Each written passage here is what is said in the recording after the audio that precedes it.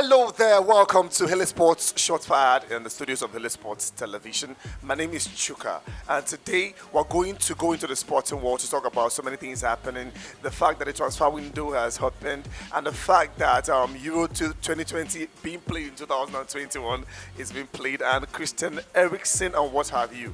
Only on HILITZSPORTS Television. So do well to subscribe, hit the button below.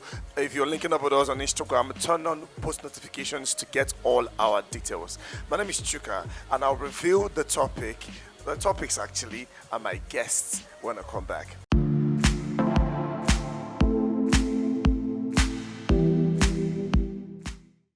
Yes, we're back like we never left, and we have a regular culprit. Last week was Osaze and the beautiful lady that came around, Queen Bee, and now Osaze is coming back alone for this week. Euro 2020 has started in 2021, like I said earlier, with so many mixed feelings. Let's start with the fact that Belgium started on a super high note with this guy winning the star of the match, Romelu Lukaku, on the first match. Now, what do you think? What do you think is going to be the outcome of his performance in this tournament? Is he going to emerge top scorer? Well, it's too early to call, whether Romelu Lukaku will be the top scorer of the Euro Nations Cup going on, at 11 cities in Europe. Despite the fact he actually netted a brace against the Russian national team, Romelu Lukaku has always been a prolific goal scorer, a terrific goal scorer as well. He knows how to disorganize and dislodge his defense. And the fact that he actually started on a very good note for the Belgium national team is a very, very good way to begin. We all know that Romelu Lukaku actually became the top goal scorer last season in Serie A, 24 goals. And from 2019, he signed for Inter Milan from Manchester United to date. He has actually made 72 appearances with 47 goals for Inter Milan. And we all know that he is really expected to lead the Belgium national team to glory, because the Belgium national team has never won any major title in their history. This is their the 7th appearances in Euro Nations Cup. Their first was actually in 1972 when they were actually given the hosting right.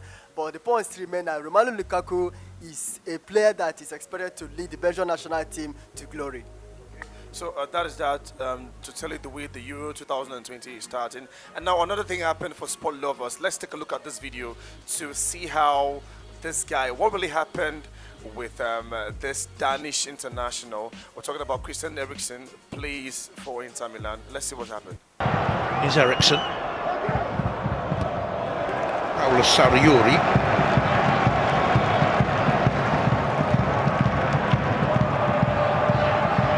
Goodness, he's gone down there, Eriksen. That's worrying.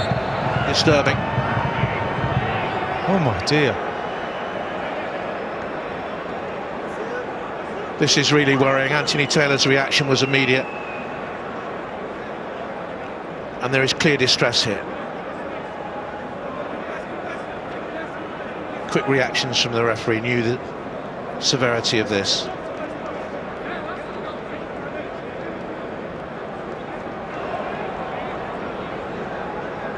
Welfare of the player paramount. Anything else is meaningless.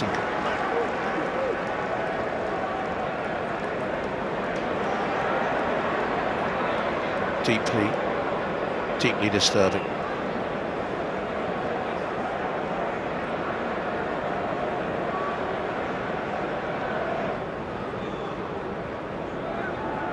Look at the faces. Distraught. Anthony Taylor.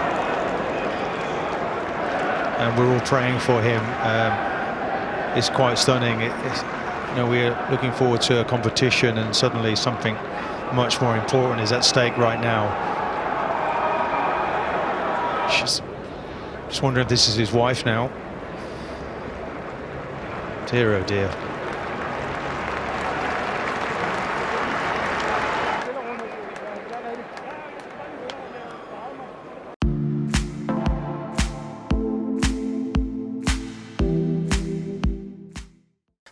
So now from that video, you can see that the guy just slumped, with all the best doctors he has in the whole of Europe. But like, the case is not how he slumped, but it was after he slumped, what really happened.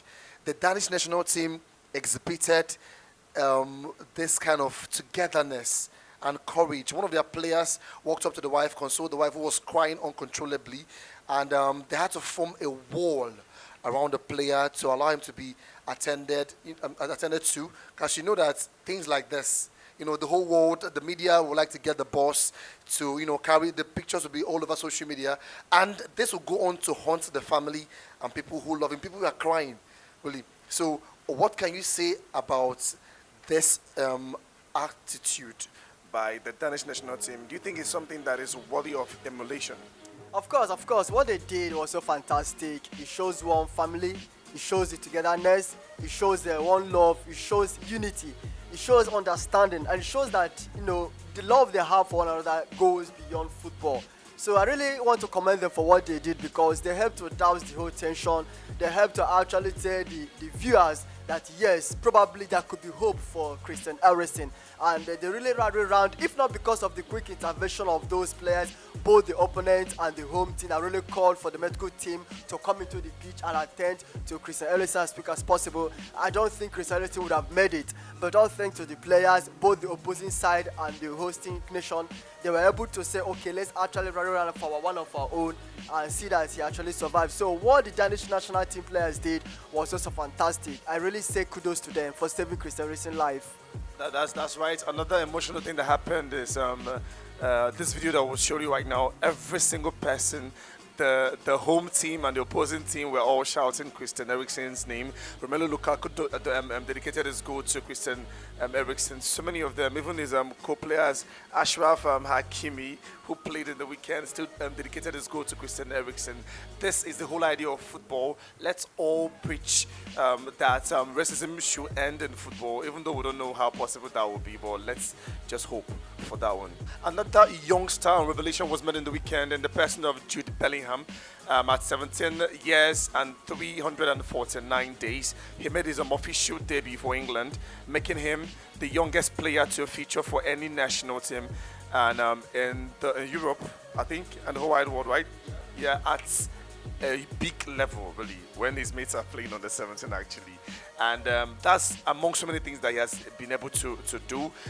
Being the most expensive 17-year-old, scored on his Borussia Dortmund debut and also on his England debut as well. How far do you think he can go, really? Knowing that England has this thing about them, the way they hype so many persons. In 2009, when Arsenal played Barcelona and Jack Wilshere showed the great prospects, this guy came out. Pep Guardiola said that he has so many persons like this guy, like close to 11 of them on his on his feeder team and all.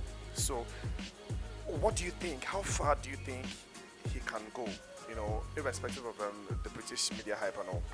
Well, the most important thing is that Jude Victor William Bellingham, or let me say Bellingham, is actually a good player. When he was playing for Birmingham City, he had what I called one of the most expensive world record transfer at his age. Just like rightly pointed out, £23 million is not really something you can actually throw away just like that. And in respect of what this guy really achieved with Birmingham City, when he actually moved away from Birmingham City, the club retired his number 22 jersey as a respect for him. And coming to Dortmund, how long can he go? How far can he actually be a professional? Well, it depends on the club he plays for. At this moment, he's actually playing for Borussia Dortmund, and just concluded last season. He scored 29 goals, making he actually scored one goal rather, making 29 appearances with 3 assists, and he actually had 1 yellow card and in fact 4 yellow cards rather and 1 red card.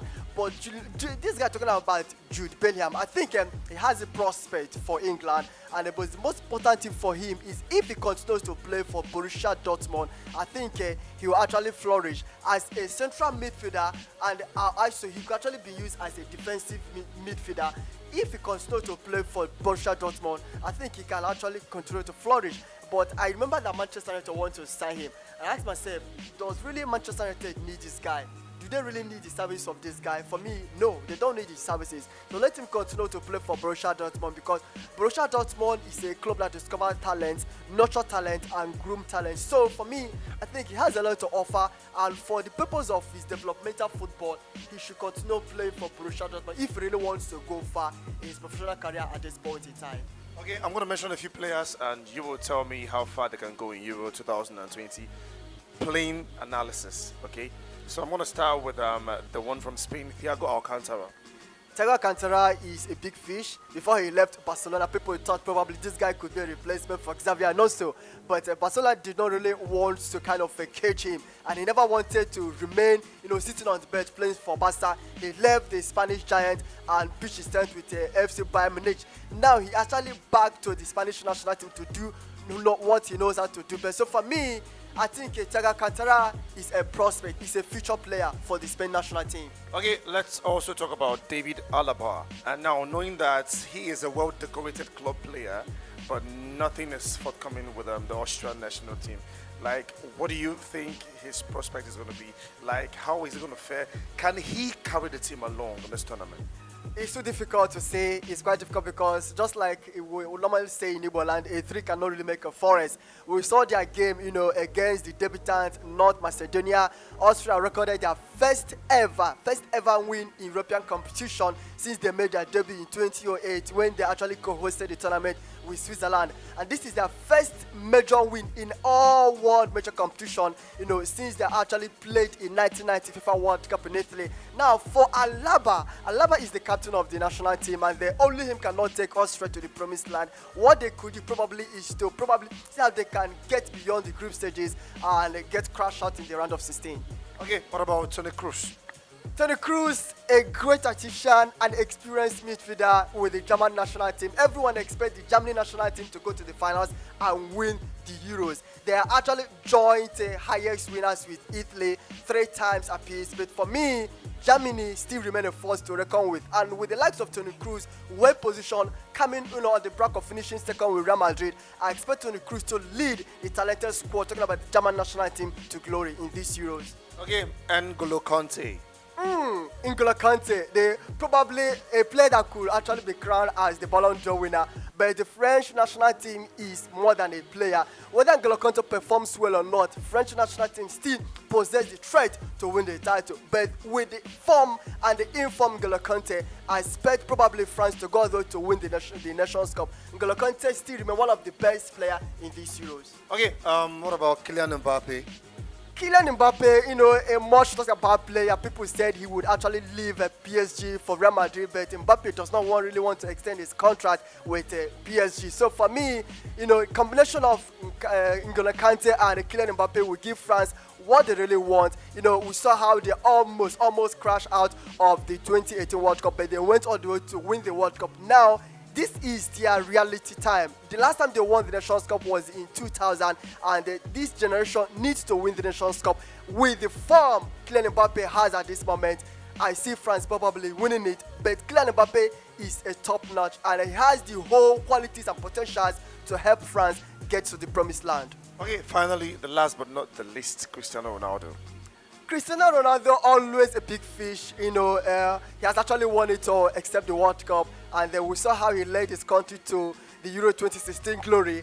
But this time around, it's going to be a very, very tough time for them. Portugal, they are actually the defending champions, but with the form Cristiano Ronaldo is at this moment, I doubt if he'll be able to lead the Portuguese national team to glory, because we have other potential targets that could actually stop the Portuguese national team, even when Cristiano Ronaldo is actually on top of his game. But the most important thing for the Portuguese national team is to play as a team with the ingenuity of Cristiano Ronaldo. I strongly believe Portugal probably may get to the last 8. Okay, now Copa America just started. Well, Lionel Messi itching or moving towards getting that much coveted or much needed national team glory. Do you see him getting it this time? Lionel Messi. People say Lionel Messi has not really won any major title with Argentina. And this Copa America, I call it COVID-19 Copa America. Argentina, they were supposed to host the Copa America, but due to the COVID-19 stuff, they were actually stripped of the hosting right. Now Colombia was actually preparing for the Copa America, but due to the government crisis, they were actually stripped of the hosting right. Now Brazil hit equally with the COVID-19. They are actually managing the hosting right. So for me, whether Lionel Messi will be able to lead the Argentine national team to glory is very, very difficult to answer, because Messi, we saw what he could actually do with Barca, but Messi of this present age is not Messi we used to know. His form is dwindling, his performances is not really as Messi we used to know, but the most important thing is a high-flying and informed Messi can equally help Argentina national team to stand a chance of winning the Copa America. But whether it is certain or done and dusted that Messi will win the Copa America this year, I said it's not really certain. It's really a major doubt, but you never can tell. Football is not 1 + 1 2. Football is full of surprises. Football is full of upset. Argentina may go all the way to win the Copa America courtesy of Lionel Messi's performances. Yes, that was electric. This week was amazing as usual. Do well to link up with us on YouTube, subscribe below, and do well to link up with us on Instagram, as you are required to turn on post notifications to be getting all of our updates. My name is Chuka, your host. Bye. Till we meet again.